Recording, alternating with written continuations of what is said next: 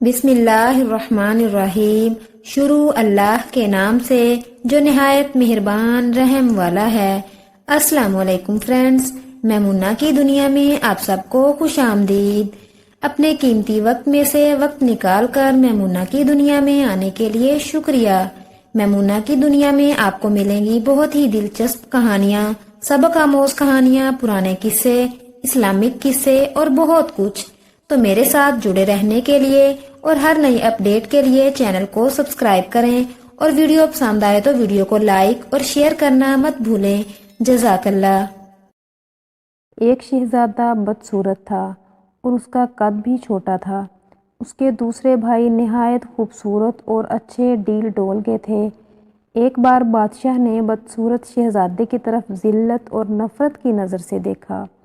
شہزادہ نے اپنی ذہانت سے باپ کی نگاہ تاڑ لی اور باپ سے کہا، اے ابا جان، سمجھدار ٹھگنا لمبے بیوقوف سے اچھا ہے۔ ضروری نہیں کہ جو چیز دیکھنے میں بڑی ہے وہ قیمت میں بھی زیادہ ہو۔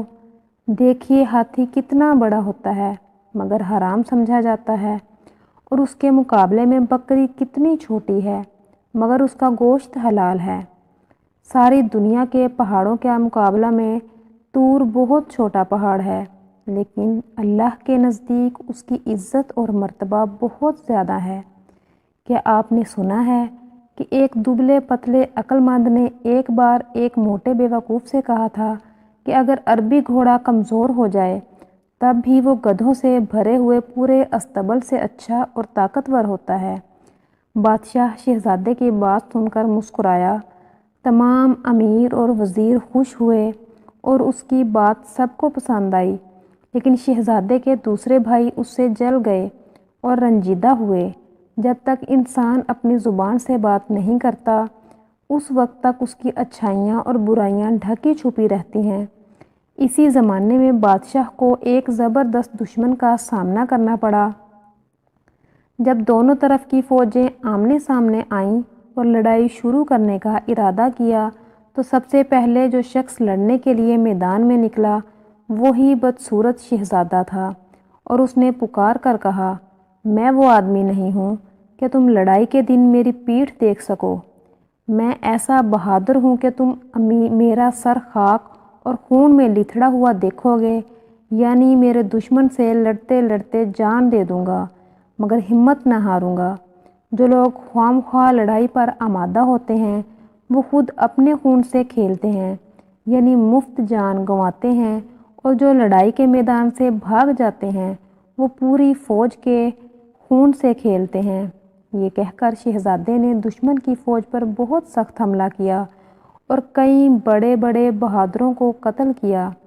جب باپ کے سامنے آیا تو اداب بجا لایا اور کہا، ابا جان، آپ نے میرے دبلے پتلے کمزور جسم کو ذلت کی نگاہ سے دیکھا اور ہرگز میرے ہنر کی قیمت کو نہ سمجھا۔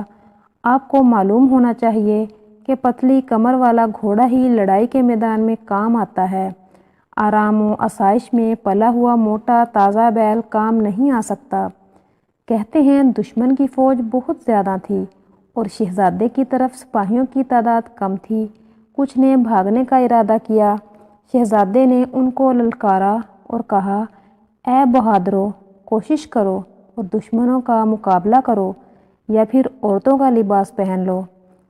اس کی بات سن کر سپاہیوں کی ہمت بڑھ گئی اور سب دشمن کی فوج پر ٹوٹ پڑے اور اس کو مار بھگایا اور دشمن پر اسی دن فتح حاصل کر لی۔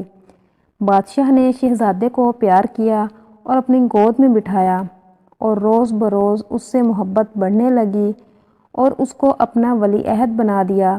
دوسرے بھائیوں نے یہ حال دیکھا تو حسد کی آگ میں جلنے لگے اور ایک دن بدشکل شہزادے کے کھانے میں زہر ملا دیا۔ اس کی بہن نے کھڑکی سے دیکھ لیا اور شہزادے کو خبردار کرنے کے لیے کھڑکی کے دروازے زور سے بند کیے۔ شہزادہ اس کی آواز سے چونک پڑا اور اپنی ذہانت سے سمجھ گیا کہ دال میں کچھ کالا ہے۔ کھانا چھوڑ دیا اور کہنے لگا، یہ تو نہیں ہو سکتا کہ بے ہنر لوگ زندہ رہیں اور ہنر مند مر جائیں۔ اگر ہم دنیا سے ختم ہو جائیں تب بھی کوئی شخص الو کے سایہ میں آنا پسند نہ کرے گا۔ باپ کو اس واقعہ کی اطلاع دی گئی تو اس نے شہزادے کے سب بھائیوں کو بلایا، ان کو مناسب سزا دی۔